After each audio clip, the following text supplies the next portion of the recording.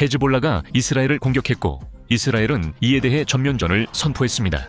이란은 프랑스와 영국의 기지를 포함해 이 지역의 14개국을 공격하며 미쳐버렸습니다. 안녕하세요. 저는 아리에입니다. 지금 중동에서 벌어지고 있는 전쟁에 대한 최신 소식을 이스라엘에서 전해드립니다. 오늘은 2026년 3월 2일 월요일이고 이스라엘에는 밤이 찾아왔습니다. 이것이 전쟁 3일째의 최신 소식입니다. 상황은 더 이상 교전이 아니라 여러 전선에서 벌어지는 본격적인 전쟁입니다. 이스라엘과 걸프 지역에 직접적인 타격이 있었고 전 세계적으로 이미 경제적 여파가 느껴지고 있습니다. 가장 중요한 소식부터 전해드리겠습니다. 오늘 이스라엘이 레바논의 헤즈볼라와 본격적인 전쟁에 돌입했습니다. 여기서 말하는 헤즈볼라는 테러 단체입니다. 이스라엘 국방장관 카츠는 분명히 말했습니다. 헤즈볼라가 이스라엘을 향해 공격한 대가로 큰 대가를 치르게 될 것이라고 했습니다. 카츠 장관은 헤즈볼라의 사무총장 나임 카셈을 제거 대상이라고 직접 지목했습니다. 그는 나임 카셈이 이란의 압박을 받아 공격을 결정한 책임이 있다고 밝혔습니다. 그리고 카츠 장관은 외교적인 어조로 말하지 않았습니다. 그는 알리 하메네이의 길을 따르는 자는 곧 그와 마주하게 될 것이라고 말했습니다. 바로 지옥의 가장 깊은 곳에서 이른바 악의 축에서 제거된 모든 이들과 함께 말입니다. 또한 그는 또 다른 중요한 점도 언급했습니다. 그는 10월 7일 이전에 존재했던 교전 규칙으로는 돌아갈 수 없다고 말했습니다. 카츠에 따르면 지침은 이스라엘 북부 주민들과 모든 시민들을 필요한 모든 힘을 동원해 보호하라는 것입니다. 오늘 아주 이른 시간에 헤즈볼라와의 직접적인 충돌이 시작됐습니다. 새벽 1시경 테러 단체가 레바논 남부에서 미사일과 드론으로 여러 차례 공격을 감행한 이후였습니다. 이렇게 해서 이스라엘은 헤즈볼라를 타격하며 새로운 전선을 열게 되었습니다. 하지만 주요 목표는 여전히 이란 정권을 파괴하고 패배시키며 사자의 포효 작전에서 그들의 역량을 무력화시켜 유대 국가에 대한 위협을 완전히 제거하는 것입니다. 그리고 공식적인 설명에 따르면 이란 시민들이 정권에 맞서 일어나 그것을 전복할 수 있도록 하는 데 있습니다. 그럼 새벽에 정확히 무슨 일이 있었을까요? 우선 같은 토요일에 이란에 대한 공격이 시작됐을 때 레바논 대통령이 이스라엘에게 자국 영토를 공격하지 말라고 요청했다는 점을 기억해야 합니다. 이에 이스라엘은 그렇게 하지 않겠다고 답했습니다. 헤즈볼라가 이란과 함께 이스라엘을 공격하는데 가담하지 않는 한 이스라엘은 공격하지 않겠다고 했습니다. 하지만 헤즈볼라의 자제는 단 이틀만 지속됐고 이후 미사일과 드론으로 이스라엘 북부를 공격했습니다. 이스라엘의 대응은 즉각적이고 강력했습니다. 테헤란 심장부에서 이란 정권의 목표물이 공격받는 동시에 레바논 전역에 있는 헤즈볼라의 수십 개 목표물에 대한 대규모 공격이 실행됐습니다. 이스라엘 방위군의 추정에 따르면 첫 몇 시간 동안 베이루트 지역과 레바논 남부에서 이른 개 목표물이 공격받았습니다. 카파르 다갈 지역에서 라드완 부대 요원들이 타고 있던 차량뿐만 아니라 고위 지휘관, 본부, 인프라까지 타격을 입었다고 전해집니다. 그 발사 이후 이스라엘 방위군의 아라버 대변인은 레바논 남부의 53개 마을의 대피 경고를 발표했습니다. 이것이 바로 오늘날 레바논에서 사람들이 한 지점을 바라보며 기다리는 영상을 볼 수 있는 이유입니다. 마치 미사일이 떨어질 것을 알고 특정 지역에 명중할 것임을 아는 것처럼 말이죠. 정확하게. 물론 운사가 그렇게 했습니다. 훌륭한 영상이에요. CC 마니콤, 여러분, 친구들, 여러분께 인사를 보냅니다. 레바논 사회의 모든 지역 내에서. 그래서 사람들은 공격이 올 걸 알기 때문에 비켜서고 미사일이 떨어지기만을 기다리면서 그냥 촬영을 시작합니다. 그리고 여기에는 오늘 새벽 이스라엘의 공격 속도를 설명해주는 한 가지 세부 사항이 있습니다. 이스라엘 방위군은 헤즈볼라가 전쟁에 가담할 시나리오에 미리 대비했다고 말합니다. 북부 사령부에서는 방어 및 공격 능력 모두에서 국경이 대폭 강화되었습니다. 이로 인해 방어의 허점을 보이지 않으면서도 신속하고 강력한 공격을 가할 수 있었습니다. 상승하는 사자 작전이 이란을 상대로 시작되기 전에도 이스라엘 방위군은 지난 한 달 동안 헤즈볼라의 재건 시도를 약화시키기 위해 레바논 전역에서 중요한 공격을 수행했다고 밝혔습니다. 그리고 이란이 공동 공격을 감행해도 이를 지원할 강력한 세력으로 남지 못하게 했다고 밝혔습니다. 또한 다중 전선 시나리오에 대비한 광범위한 준비의 일환으로 다른 전선들도 강화되었습니다. 중앙사령부에서는 테러 대응 노력이 강화되었고 남부사령부에서는 수십 건의 작전이 진행되었습니다. 군은 계속해서 가자지구의 노란선을 따라 작전을 수행하고 방어하고 있습니다. 남부, 아라바, 에일랏, 그리고 서네게브를 보호하기 위해 서쪽과 동쪽 국경을 따라 병력이 증강되었습니다. 아직 이해가 안 되신 분들을 위해 설명하면 이스라엘은 사방이 적에 둘러싸여 있습니다. 그렇다면 이스라엘 방위군은 어떻게 대응하고 있을까요? 그리고 그들은 수많은 병력을 국경에 배치해서 어떤 상황에서도 완벽한 방어를 보장하기 위해 최전선에서 대기하고 있다고 말합니다. 이 3일간의 전쟁 동안 이스라엘 예비군 11만 명이 소집되었습니다. 이제 헤즈볼라와의 휴전이 더 이상 방해가 되지 않기 때문에 이스라엘의 작전을 극적으로 제한했던 그 장애물이 사라졌다는 점을 이해해야 합니다. 그래서 지금 기대되는 것은, 따라서 예상되는 것은 매우 대규모의 지상 침공이 있을 것이라는 점입니다. 앞으로 며칠 동안 우리는 단순한 공중전이 아니라 이스라엘 지상군이 레바논 남부 전역을 휩쓸며 헤즈볼라 군대와 완전히 공개적으로 싸우는 전쟁을 보게 될 것입니다. 이런 상황에서 많은 사람들은 테러 단체 헤즈볼라가 더 이상 대응 수단이 없다고 생각할 수 있습니다. 자, 그럼 지금도 세계에서 가장 큰 테러 단체로 남아있는 이 단체의 현재 역량에 대해 말씀드리겠습니다. 에일마 연구 및 교육센터의 추정에 따르면 헤즈볼라는 대부분이 단거리 및 중거리인 약 2만 5천 기의 미사일과 로켓을 보유하고 있다고 합니다. 하루에 수십 발의 로켓과 미사일을 발사할 수 있는 능력이 있는 것으로 추정됩니다. 드론의 경우 약 1000대의 자폭 드론과 명확하게 밝혀지지 않은 수의 전술 드론이 있다고 하며 인력으로는 4만 명에서 5만 명의 현역 전투원과 3만 명에서 5만 명의 예비군이 있는 것으로 알려져 있습니다. 그리고 라드완 부대, 즉 침투 부대는 가장 정예 부대로 약 5천 명의 인원으로 추정되며 이 중 약 3천 명이 전투원이고 2천 명은 지원 및 물류 담당입니다. 보시다시피 우리는 큰 숫자에 대해 이야기 중입니다. 이것은 쉽게 한 나라의 군대가 될 수 있을 정도이기 때문에 우리는 이스라엘 국가에 심각한 타격을 가할 수 있는 상당한 군사력과 능력을 가진 집단에 대해 이야기하고 있는 것입니다. 이렇게 새로운 전선이 열리면서 지금 이스라엘에서 우리가 직면한 것은 바로 전면전입니다. 물론이고 매우 확실하게도 며칠이 아니라 몇 주, 심지어 몇 달 동안 이어질 장기전이 될 것입니다. 우리가 이미 가자지구에서 일어난 일들과 헤즈볼라가 이스라엘을 공격한 상황에서의 경험을 바탕으로 볼 때 그렇습니다. 어젯밤 역사상 처음으로 실제 분쟁 상황에서 군사기술이 작동하는 모습을 볼 수 있었습니다. 고출력 레이저입니다. 우리는 아이언빔, 즉 철의 광선이라 불리는 이스라엘의 레이저 방어 시스템의 배치에 대해 이야기하고 있습니다. 여러분이 보는 것은 실제 작동 중인 아이언빔으로 레바논 국경 근처에 배치되어 있습니다.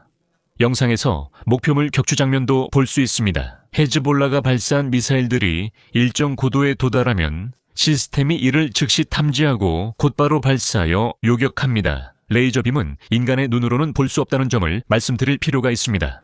여러분이 영상에서 레이저빔을 볼 수 있는 것은 특별한 카메라가 있어서 촬영이 가능하기 때문입니다. 그리고 영상에서 보여지는 것은 미사일이 막 발사 단계에 있을 때 이를 무력화시키는 장면입니다.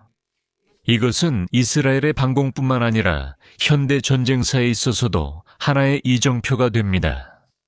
아마도 곧 아이언빔이 완전히 배치된 모습을 담은 더 많은 영상들을 보게 될 것입니다. 좋습니다. 이제 이란 쪽으로 넘어가 보겠습니다. 이란은 말 그대로 정신을 잃었고 하메네이도 마찬가지입니다. 그리고 이란은 이성을 잃었습니다. 그리고 마치 우리가 침몰하면 모두 함께 침몰한다는 식으로 행동하는 것처럼 보입니다.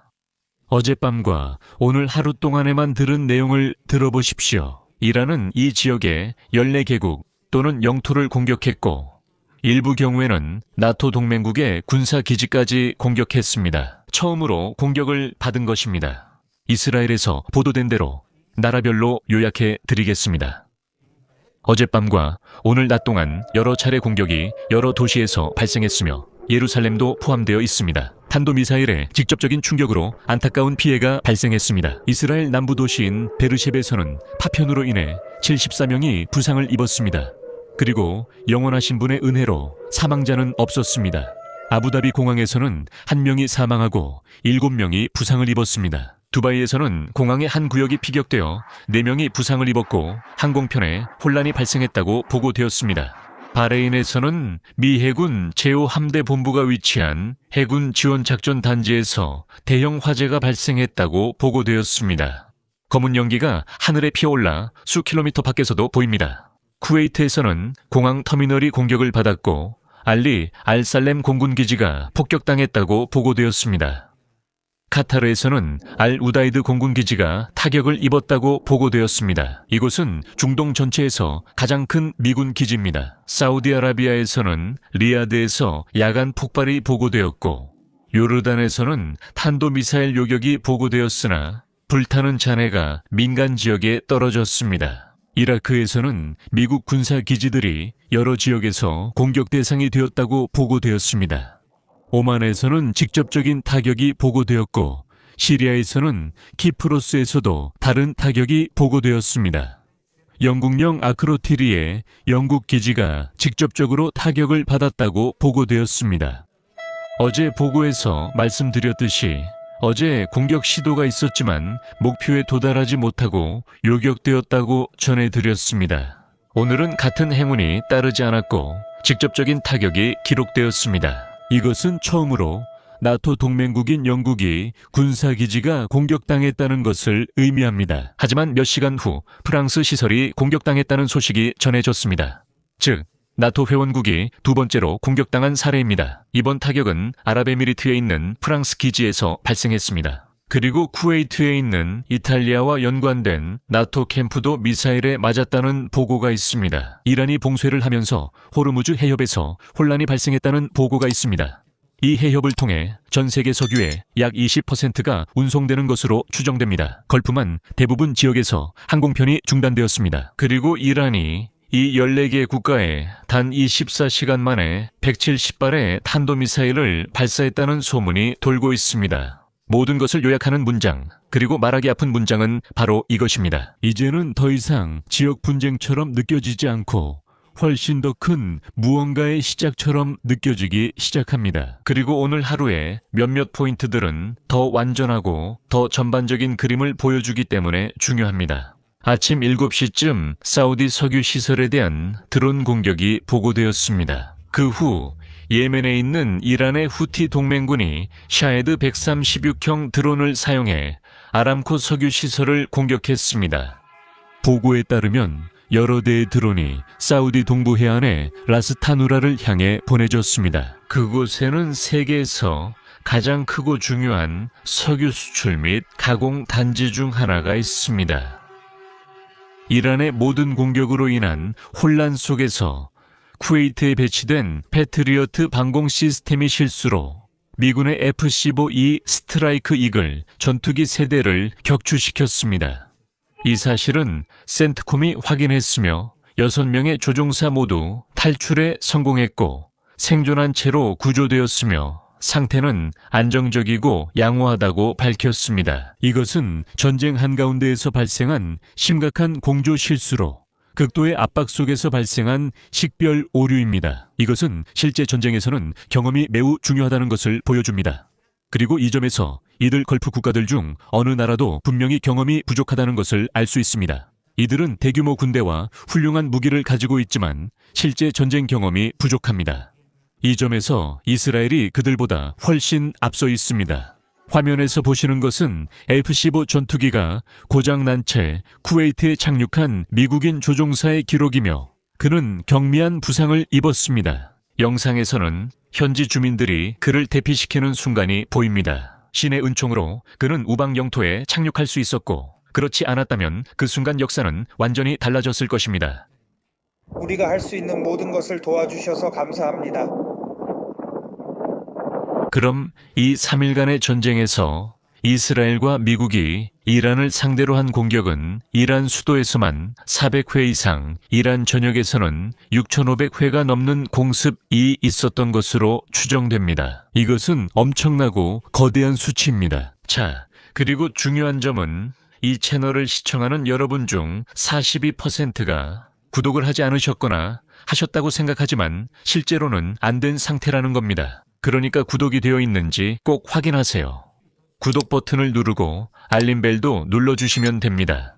또한 여러 사람들이 시스템이 구독을 허용하지 않거나 구독 버튼이 보이지 않는다고 댓글에 계속 남기고 있습니다. 그러니 본인도 같은 문제가 있는지 꼭 확인해 보세요. 멤버십이 활성화된 점을 기억하세요. 가입 시 비공개 왓츠앱 그룹에 참여해 메일 정보, 사진, 영상을 공유받을 수 있습니다. 자, 그리고 주목하세요.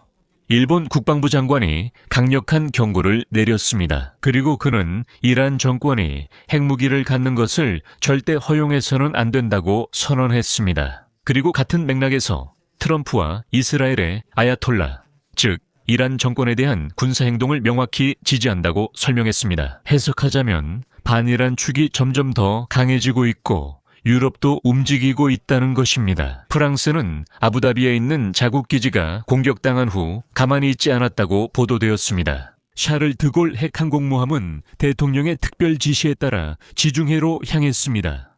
이는 이 지역에서 자국의 이익을 겨냥한 이란의 공격에 대응하기 위한 조치입니다. 그리고 마크롱 대통령은 수십 년 만에 처음으로 프랑스가 핵탄두 수를 늘릴 것이며 앞으로는 자국의 핵무기 보유량에 대한 수치를 공개하지 않겠다고 발표했습니다. 보시다시피 지금은 상황이 매우 혼란스럽고 많은 일들이 매우 빠르게 일어나기 시작했습니다. 지금 공식적으로 보고되고 있는 일부 작전 관련 공식 자료를 살펴보겠습니다. 이스라엘 방위군은 현재까지 사자의 포효 작전의 수치를 공개했습니다. 2,500개 이상의 무기가 사용되었고 이란 정권의 테러 인프라 약 600곳이 파괴되었습니다. 미국 측에서는 합참 의장인 톰 킨 장군이 이번 타격에 대해 설명했습니다. 지상과 해상에서 100대가 넘는 항공기가 다닐 동기화된 공격파로 투입되었으며 전투기, 급유기, 조기 경보기, 전자정이, 폭격기, 무인 플랫폼 등이 동원되었습니다. 그는 이번 공격이 이스라엘 방위군에 의해 시작되고 실행되었으며 미국 정보기관의 지원을 받아 이루어진 이후로 놀라운 군사적 전개가 이루어졌다고 밝혔습니다. 그는 해상에서 처음 공격한 것은 미국 해군의 토마호크 미사일들이었으며 이 미사일들은 이란 남쪽 측면으로 접근했다고 했습니다. 그리고 지상에서는 원거리에서 정밀 무기가 발사되었다고 했습니다. 의도적이고 정밀하며 치명적인 조치들이었습니다. 그 설명에 따르면 미국은 처음 24시간 동안 1,000개가 넘는 목표물을 타격한 것으로 보입니다.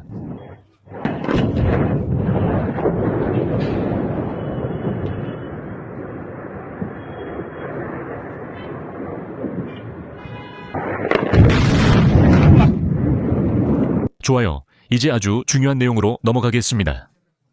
보도에 따르면 카타르는 공격의 결과로 가스 생산을 중단했다고 합니다. 이로 인해 유럽에서는 하루 만에 가스 가격이 50%나 급등했고 미국에서는 휘발유 가격이 5.2% 상승한 것으로 보고되고 있습니다. 카타르 에너지가 알 우다이드에 대한 지속적인 폭격 속에서 천연가스 생산을 중단했다고 언급되고 있습니다. 카타르는 세계에서 가장 큰 가스 수출국 중 하나인데 만약 카타르가 마비된다면 그리고 호르무즈 해협이 봉쇄되고 중단된다면 세계는 1973년과 비슷한 그리고 매우 빠르게 진행되는 글로벌 에너지 위기에 들어설 수 있습니다. 그래서 우리는 매우 주의 깊게 지켜봐야 합니다. 왜냐하면 이 분쟁은 여러 방향으로 확산되고 있기 때문입니다. 이로써 오늘의 업데이트를 마치겠습니다. 여기 이스라엘과 전 세계 유대인 사회에서 오늘 밤 바로 이곳에서 불임절을 기념하고 있습니다. 불임절은 단순히 변장하고 소음을 내고 사탕을 먹는 날이 아닙니다. 푸림은 기억의 축제이며 우리에게 상기시켜주는 날입니다. 이스라엘 민족이 문자 그대로 멸망당할 위기에 처했던 이야기입니다. 그리고 영원하신 분께서 불가능해 보였던 방법으로 그 칙령을 뒤집으시고 그 계획을 드러내셨으며 하만의 손에서 자신의 백성을 구해내셨습니다. 아말렉 사람은 성경의 에스더서에서 찾을 수 있습니다. 네, 그리고 이것이 오늘날 중요한 이유는 매 세대마다 같은 집착으로 이스라엘을 지도에서 지우려는 하만이 일어나기 때문입니다. 위대한 지도자 하메네이와 이란 정권이 유대 민족의 말살을 맹세하는 것을 들을 때 역사가 반복되고 있다는 느낌을 피할 수 없습니다. 다른 이름으로, 다른 유니폼으로, 다른 무기로, 하지만 같은 정신으로 불임절은 또한 모든 것이 막혀 보이고 위험이 현실이며 세상이 흔들릴 때에도 영원하신 분이 여전히 마지막 결정권을 가지신다는 것을 우리에게 상기시켜줍니다. 그러니 오늘 그 어느 때보다도 이번 불임절이 강인함과 당열, 그리고 명확함의 불임절이 되길 바랍니다. 좋은 군대나 최고의 군대를 가지는 것이나 최고의 전투기나 최고의 정보력을 가지는 것이 중요한 것이 아닙니다. 아브라함의 하나님, 이삭의 하나님, 야곱의 하나님을 알고 있다는 확신이 중요합니다. 그분이 자신의 백성을 지키시고 적들의 소나귀에서 구해내시며 그들이 스스로 세운 계획에 빠져 멸망하게 하십니다. 이번 업데이트에 함께 해주셔서 감사합니다. 구독해주시고 이 영상을 공유해주시며 좋아요도 꼭 눌러주세요. 다음에 또 뵙겠습니다.